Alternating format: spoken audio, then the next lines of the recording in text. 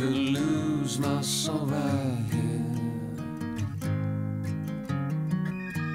Color lights. Bonjour à tous, bienvenue pour ce nouvel épisode de Restons Nature. Aujourd'hui, nous allons parler d'une pratique un petit peu particulière, l'agriphone. Alors l'agriphone, derrière ce nom un peu barbare, dont nous allons découvrir la définition dans un instant, eh bien, se cache en fait la volonté des agriculteurs de pratiquer une agriculture en quelque sorte respectueuse de la biodiversité. Alors, pour justement nous expliquer ce que c'est l'agriphone, je suis avec François. François, c'est un peu un habitué de l'émission. François, vous travaillez pour l'Office national de la chasse et de la faune sauvage, hein, l'ONCFS. Alors, expliquez-nous, l'agriphone, qu'est-ce que c'est? C'est quoi sa définition? Alors, agriphone, c'est en fait un programme national qui réunit les chasseurs et les agriculteurs dans un but commun, mettre en évidence les pratiques qui permettent aux agriculteurs d'avoir un effet positif sur la faune sauvage et sur la biodiversité. Donc c'est un partenariat national avec les chambres d'agriculture. Depuis combien d'années? Alors ça, on a commencé en 2006. D'accord. Donc on va fêter les 10 ans. On fête les 10 ans cette année. Donc depuis 10 ans, comme partenaire, vous avez les chambres de l'agriculture. Donc les chambres d'agriculture, la Fédération nationale des syndicats d'exploitants agricoles, la Fédération nationale des chasseurs et donc l'Office de la chasse et de la faune sauvage. On a un partenariat au niveau national qui se décline au niveau local pour mettre en place des projets avec des agriculteurs sur le terrain. L'idée, c'est vraiment d'aider les agriculteurs à créer des pratiques nouvelles, mais en respectant les exigences économiques et techniques des exploitations agricoles. Oui, on ne leur impose pas des contraintes impossibles ou trop drastiques. Il faut qu'ils continuent à pratiquer leur agriculture telle qu'ils ont envie de la pratiquer. Et à gagner leur vie. Oui, bien sûr. Oui. Voilà. Et parce qu'en fait, à une époque, on avait la possibilité de retirer des surfaces cultivées des fermes pour les mettre en jachère et faire des aménagements comme ça pour la faune sauvage. Donc on entend par faune sauvage le faisan, la perdrix grise, la perdrix rouge, le lièvre, le lapin, éventuellement des espèces protégées comme l'outarde canepetière, le dictème criard. On peut aller sur des petits oiseaux aussi, des oiseaux granivores. Donc ça, c'était jusque dans les années 2005-2006. À peu près, ça s'est terminé en 2008. Et aujourd'hui, on ne peut plus se permettre de dire aux agriculteurs, on va vous prendre 2, 3, 5% de votre exploitation, on le retire de la production, et puis on va faire autre chose à la place. Ça, c'est fini. Le contexte agricole a changé. Aujourd'hui, on est obligé de travailler sur des espaces qui vont être des espaces insérés dans les exploitations. Donc, on va travailler sur les haies, sur les buissons, sur la façon d'intervenir dans les parcelles, donc dans les cultures, dans les prairies. Et on va essayer de trouver tous les outils qui vont nous permettre d'aider les agriculteurs à intégrer cette partie de biodiversité. Mais toujours en respectant le travail d'agriculteurs et ses exigences particulières. Et vous faites un petit peu la liaison avec, donc moi, personnellement j'ai dans l'ONCFS. Voilà. Ouais. L'Office a poussé à la mise en place de ce projet donc, à partir de 2005.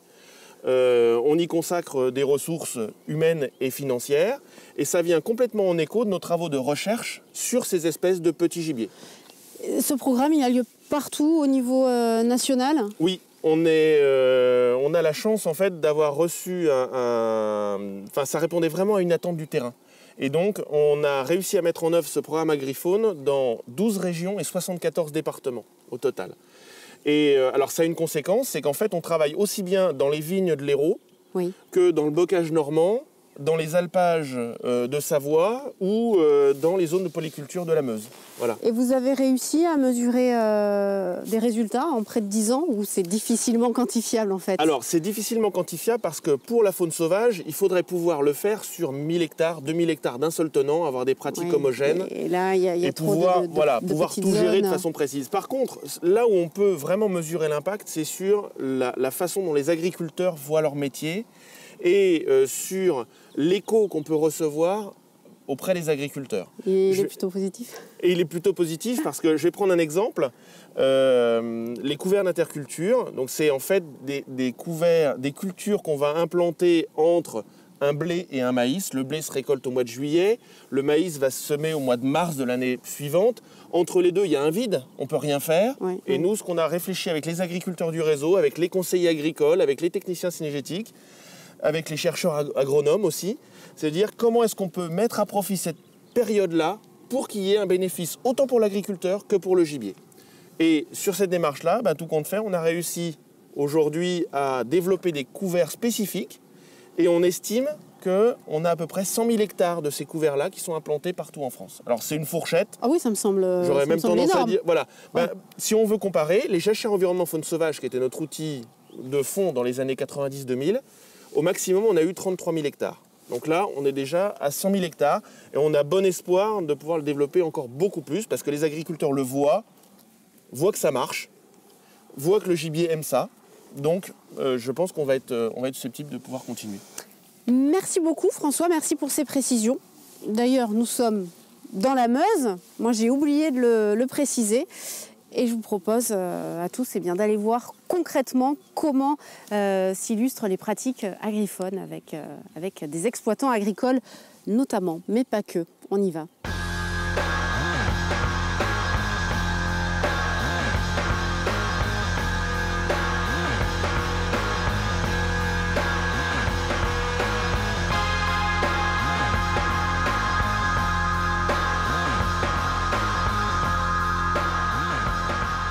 Je suis avec vous, Bruno, bonjour.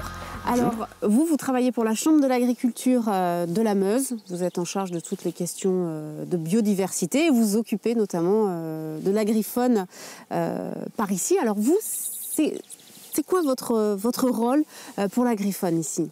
Alors, pour Agrifaune, je suis l'animateur de la zone. Et donc, j'ai d'une part la nécessité de travailler avec l'ensemble des partenaires et aussi donc, de faire des animations plus techniques avec les agriculteurs du secteur. Des animations, c'est-à-dire vous les sensibilisez? Alors, il y a des animations de sensibilisation par rapport avec des journées techniques.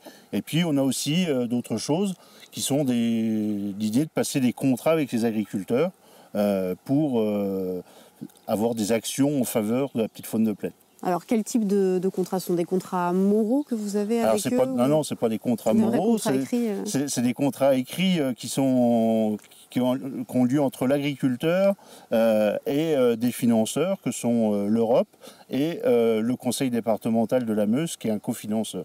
D'accord, donc en fait c'est un contrat, ça veut dire que l'agriculteur va quand même avoir une subvention, il a quand même un intérêt économique, c'est ça si je comprends bien, mais en échange il s'engage à certaines contraintes. Voilà. Donc qu'est-ce que c'est? Est-ce que vous avez plusieurs exemples de contraintes pour ces agriculteurs? Donc c'est soit du retard de fauche, soit des zones refuges ou également de la réimplantation de bancs de refuge, donc de la plantation carrément. Combien d'agriculteurs participent à ce système à peu près?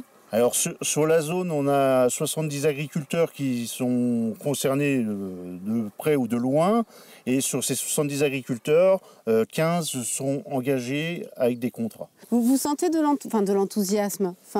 Ces agriculteurs qui participent à ce programme, ils sont sensibles, ils veulent en savoir plus. Comment réagissent-ils en fait?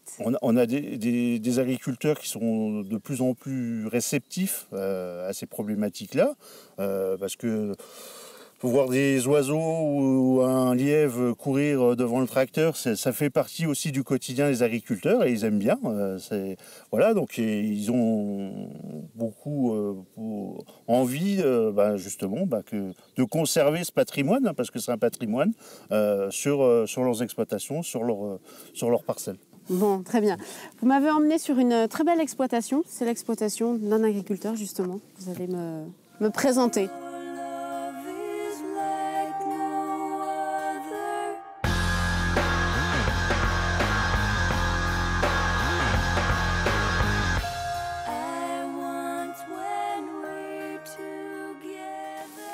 Bonjour. Bonjour. Diane.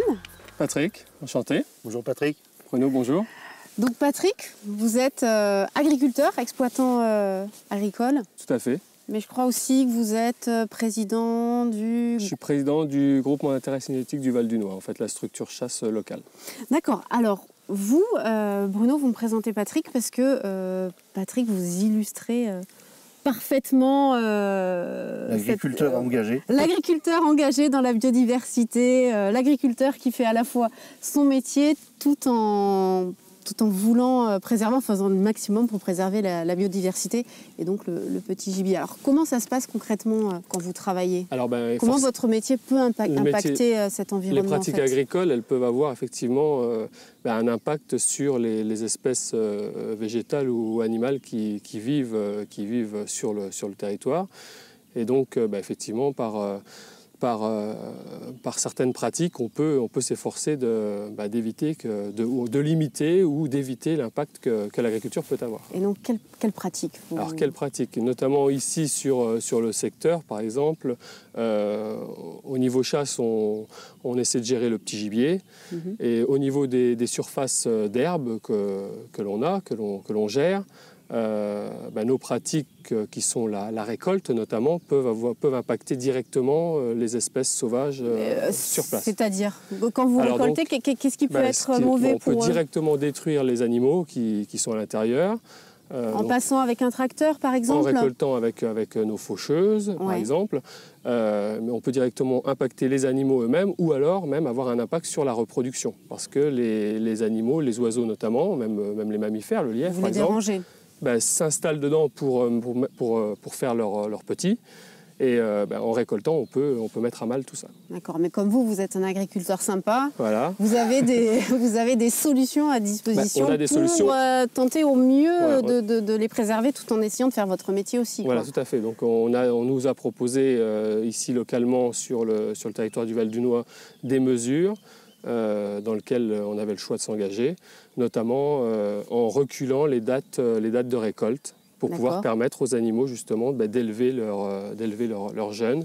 Et quand on intervient, du coup, la période sensible est passée. D'accord, parce qu'en fait, si vous suivez votre calendrier agricole, ça veut dire que vous allez récolter à une période où ces animaux, quels animaux, les faisans, c'est ça par exemple? La petite faune de plaine, faisans, perdrix, lièvres, chevreuils. C'est le moment de la reproduction, donc si vous récoltez à ce moment-là, c'est fichu pour eux. Absolument. Donc vous vous engagez à retarder, à reculer un petit peu nos dates d'intervention pour permettre à ces espèces-là de sortir de la période à risque. D'accord.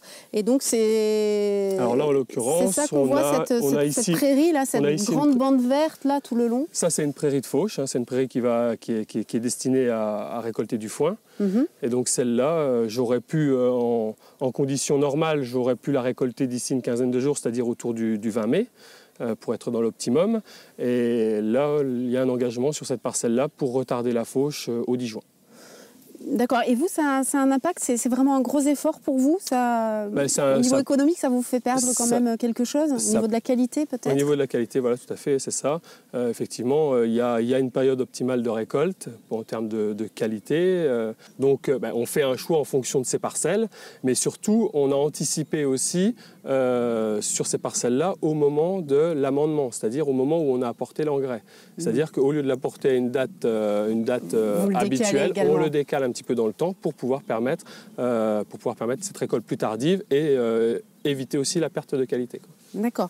Je crois que vous êtes engagé sur un autre exemple oui, tout à pour fait. protéger donc, ces là, par exemple, derrière animaux. nous, là, ça, c'est une bande refuge, ce qu'on appelle une bande refuge. Celle-là a été vraiment réimplantée spécifiquement. D'accord, ça, c'est quelque chose qui n'existait pas. On était dans une parcelle continue, là, d'un bout à l'autre. Et là, c'est une parcelle d'herbe qui a été réimplantée et sur laquelle on n'apporte pas cette fois-ci d'amendement et sur laquelle on ne fera une récolte qu'au-delà du 15 août. Voilà.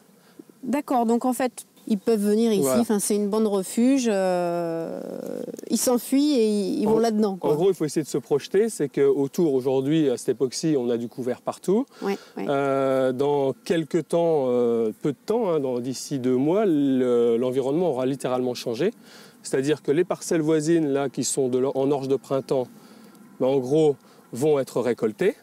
Donc, on va se retrouver dans un espace complètement vide.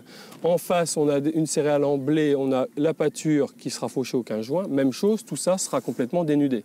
Les animaux qui vivent sur ce secteur-là auront la possibilité de venir se réfugier dans cette bande refuge-là qui restera jusqu'au 15 août et qui va faire la liaison avec d'autres couverts qui apparaîtront à l'automne. Super. Je vous remercie, Patrick.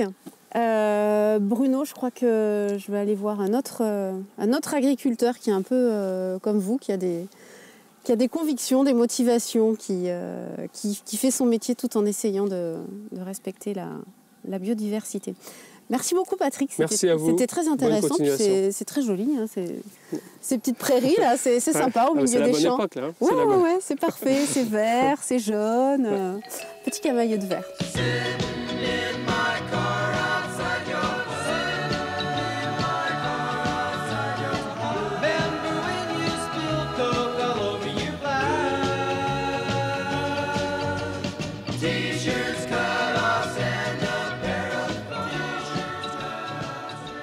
Bonjour Michel. Bonjour. Alors, vous aussi, vous êtes un exploitant agricole, vous êtes aussi chasseur, oui. Mais vous êtes agriculteur. Alors, vous avez signé un contrat, vous êtes engagé à respecter certaines contraintes pour respecter, si je peux dire, comme vous le pouvez, la biodiversité. Alors, qu'est-ce que vous faites, vous, à votre niveau? À mon niveau, moi, comme je suis un peu chasseur, le but, c'est de sauver le petit gibier et de le nourrir. J'ai des jachères faunistiques, en maïs, en sorgho. J'ai de l'avoine chou sarrasin aussi. D'accord. Et j'ai une jachère mellifère aussi pour les abeilles. Et alors ces jachères, dans quelle mesure elles font partie de l'agriphone? À quoi elles sont utiles pour le petit gibier? C'est plutôt une nourriture et une bande refuge. C'est ça, elles se réfugient quand vous êtes dans vos champs? Quand on travaille dans nos champs, oui. Et qu'est-ce que vous pratiquez d'autre? Je crois que vous avez une petite botte secrète hein, quand même. Oui, j'ai une barre d'effarouchement sur une faucheuse. Alors, qu'est-ce que c'est ça? Le but, c'est de faire sauver le gibier quand on fauche. Parce que sinon, j'ai une barre qui fait 3 mètres de large à peu près. Et quand on fauche, si le lièvre est au gîte ou les faisans en train de couver, automatiquement, ça passe à la faucheuse, c'est détruit. Alors là, j'ai une petite photo parce que là, en ce moment, vous ne l'avez pas, elle a eu un petit problème technique à la barre. Donc, sur cette photo, on voit que la faucheuse, en fait, vous avez eu des expériences un peu tristes dans le passé. Qu'est-ce qui s'est passé avec votre faucheuse avant qu'il y ait cette barre? J'ai déjà découpé des lièvres, une couvée de faisans. Et des petits chevreuils aussi. Ouais, c'est pas... Alors et on les voit autour d'après, c'est pas réjouissant, non. C'est pas agréable. Non. Donc vous l'avez inventé carrément ou ça existait déjà?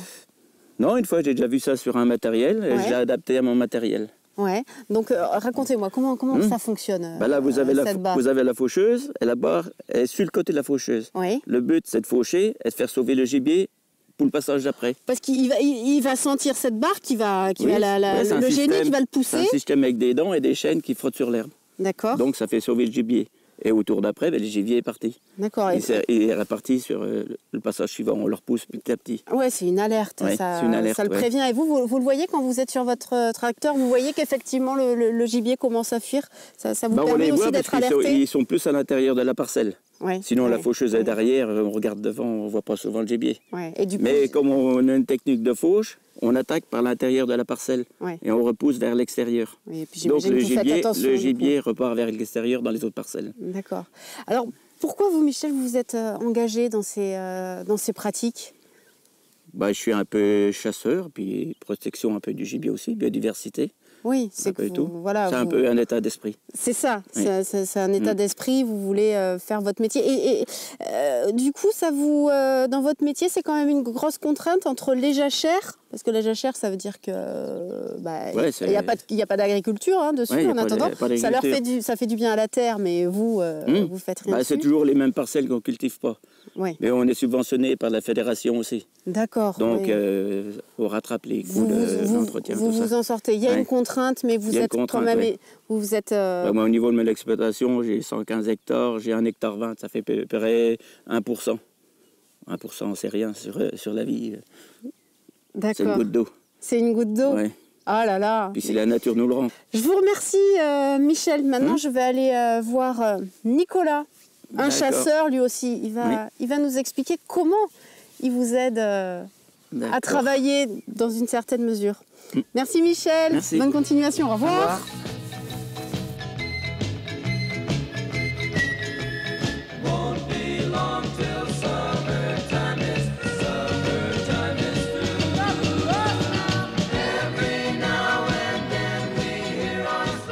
Je suis suis avec Nicolas. Alors Nicolas, vous travaillez pour la Fédération des chasseurs de la Meuse. Et vous allez m'expliquer pourquoi les chasseurs finalement ont une importance majeure dans tout ce réseau de gens qui travaillent à une bonne pratique de l'agriphone ou une bonne pratique de l'agriculture. Quel est finalement le rôle des chasseurs dans l'agriphone? Déjà sur ce territoire-là du Val-du-Noy, d'où le nom du GIC, du groupement d'associations de chasseurs qui s'appelle GIC du Val-du-Noy, il y a eu, bien avant Agriphone, déjà une démarche locale des chasseurs de travailler sur certaines espèces avec un point central ici, la ferme de Patrick, où ils ont travaillé sur une première espèce qui était le lapin de Garenne, où les chasseurs voisins sont un petit peu associés avec lui pour essayer de développer ce travail-là. Et de fil en aiguille, ils ont travaillé aussi sur une autre espèce qui est le faisan commun, qui est maintenant l'espèce phare un petit peu du secteur. Et puis, de fil en aiguille, on s'est retrouvé à 20 communes qui sont associées dans ce regroupement-là et qui ont travaillé donc, en partenariat avec nous, la Fédération des chasseurs, où on leur a apporté des aides, des financements, des conseils de ce qu'on pouvait récupérer sur d'autres départements, sur des travaux qui avaient déjà été faits dans d'autres départements en France. Et donc, cette dynamique locale a permis d'arriver vraiment sur une ambiance de travail et sur un collectif assez important, qui a permis de positionner cette fameuse zone européenne favorable à la petite faune de plaine, qui a découlé tous les travaux d'Agriphone et les subventions qui ont pu être mises en place dans les mesures agro-environnementales dont on a parlé tout à l'heure. Et donc sur le terrain, concrètement, le chasseur, en quoi il peut aider l'agriculteur à mettre en place ces pratiques agriphones? Le chasseur, en dehors de son rôle de chasseur, d'effectuer sa passion, il a tout le reste de l'année, donc la passion de la chasse, l'exercice de la pratique de la chasse, c'est qu'une toute petite période de l'année. Tout le reste du temps, le chasseur, il est sur le terrain, à observer. En observation. À apporter des améliorations pour la petite faune, notamment des agrès noirs pour apporter de la nourriture sur des périodes où il y aurait un petit peu de carence, éventuellement des abreuvoirs sur des périodes estivales où il manquerait un petit peu d'eau, mais aussi des aménagements de haies, de recépage de haies pour apporter des couverts intéressants. Donc le chasseur, il a une sentinelle sur le territoire et en plus, il va, pour pouvoir pratiquer sa passion, faire des suivis de population. Et nous, on aide ces chasseurs locaux à faire ces suivis de population, puisque ici, sur le secteur du Val-du-Noy, c'est 5 espèces qui sont suivies, le renard notamment, qui est un des prédateurs essentiels de ces espèces-là. C'est la perdrix grise et le faisan commun qui sont recensés. C'est le chevreuil aussi, par des techniques un petit peu particulières, et le lièvre. Donc ces recensements, ils sont faits à plusieurs degrés et à plusieurs périodes de l'année. Un recensement des effectifs reproducteurs et ensuite un recensement des succès de reproduction qui permettra d'ajuster un peu éventuellement les prélèvements qui pourront être faits par la chasse. Tous les chasseurs ont ces pratiques-là ou en fait ce sont certains chasseurs volontaires un petit peu plus sensibles que d'autres? C'est du volontariat? C'est uniquement du bénévolat. Oui, le monde de la chasse représente, c'est associatif, énormément, c'est que du bénévolat. Et donc, forcément, on a un département en Meuse où la chasse du grand gibier est privilégiée et quelques chasseurs, notamment ici, se sont passionnés pour le petit gibier. Et donc, tout le monde, il y a à peu près sur les 20 communes du GIC, 140 chasseurs. Bien sûr, les 140 chasseurs ne sont pas actifs, mais en tout cas investissent financièrement et en tout cas laissent les quelques chasseurs passionnés travailler pour eux, les représenter dans la démarche. Et donc, c'est une dynamique quand même très importante dans cette zone assez rurale et on a un résultat qui est très important. Donc, chaque chasseur, d'une manière ou d'une autre, participe chaque chasseur à Agriphone. Participe à la gestion des espèces et dans le cadre d'Agriphone, où on a centralisé un petit peu toutes les démarches. Merci beaucoup Nicolas. Je suis ravie d'avoir rencontré tous ces acteurs d'Agriphone.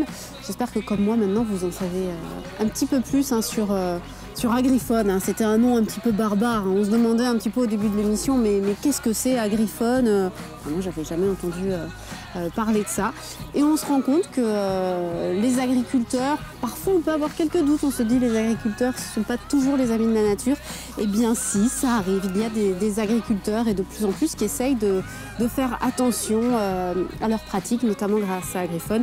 Et puis les chasseurs, évidemment, on sait que les chasseurs, vous êtes des amoureux de la nature aussi. C'est un très bon partenariat, effectivement. Merci beaucoup encore et je vous dis à très bientôt pour de nouvelles aventures avec Restons Nature.